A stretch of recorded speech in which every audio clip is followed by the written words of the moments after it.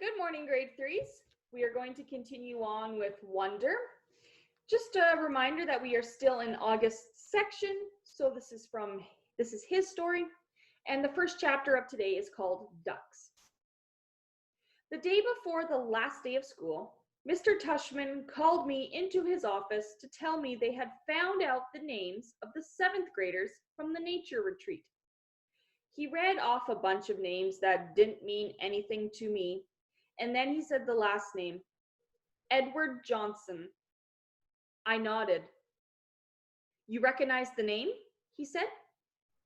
They called him Eddie, I responded. Right. Well, they found this in Edward's locker. He handed me what was left of my hearing aid headband. The right piece was completely gone, and the left one was mangled. The band that connected the two, the Lobot part, was bent down the middle. His school wants to know if you want to press charges, said Mr. Tushman. I looked at my hearing aid. No, I don't think so, I shrugged. I'm being fitted for new ones anyways. Why don't you talk to your parents about it tonight? I'll call your mom tomorrow to talk about it with her too, he said. Would they go to jail? I asked. No, not jail, he said, but they'd probably go to juvie court, and maybe they'll learn a lesson that way. Trust me, that Eddie kid is not learning any lessons, I joked. He sat down behind his desk. Augie, why don't you sit down a second, he said. I sat down. All the things on his desk were the same as when I first walked into his office last summer. That same mirrored cube, the same little globe floating in the air. That felt like ages ago. Hard to believe the year is almost over, huh? He said, almost like he was reading my mind.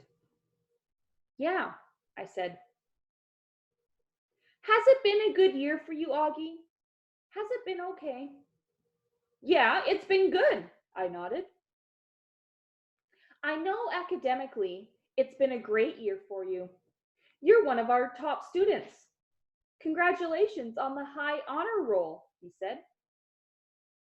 Thanks, I said. Yeah, that's cool.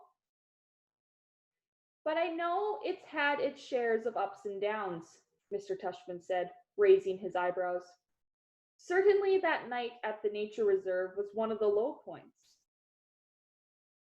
Yeah, I nodded, but it was also kind of good too.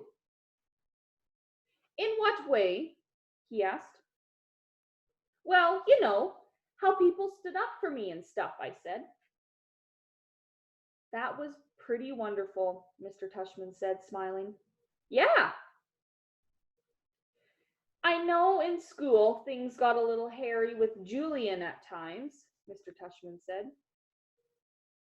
I have to admit, he surprised me with that one. You know about that stuff? I asked him. Middle school directors have a way of knowing about a lot of stuff, he answered. Do you have like secret security cameras in the hallways? I asked. And microphones everywhere, he laughed. No, seriously, I asked. He laughed again. No, not seriously. Oh, I responded. But teachers know more than kids think, Augie. I wish you and Jack had come to me about some of those mean notes that were left in your lockers. How do you know about that? I said. I'm telling you, said Mr. Tushman. Middle school directors know all. It wasn't a big deal, I answered. And we wrote notes too. He smiled. I don't know if it's public yet, he said, though it will be soon anyway, but Julian Elbins is not coming back to Beecher Prep next year. What? I said. I honestly couldn't hide how surprised I was. His parents don't think Beecher Prep is a good fit for him, Mr. Tushman continued, raising his shoulders. Wow, that's big news, I said. Yeah, and I thought you should know, said Mr. Tushman. Then suddenly I noticed that the pumpkin portrait that used to be behind his desk was gone. And my drawing, my self-portrait as an animal that I drew for the New Year art show, was now framed and hanging behind his desk. Hey, that's mine, I pointed. Mr. Tushman turned around like he didn't know what I was talking about. Oh, that's right, he said, tapping his forehead. I've been meaning to show this to you for months now. My self-portrait as a duck, I nodded. I love this piece, Augie, he said.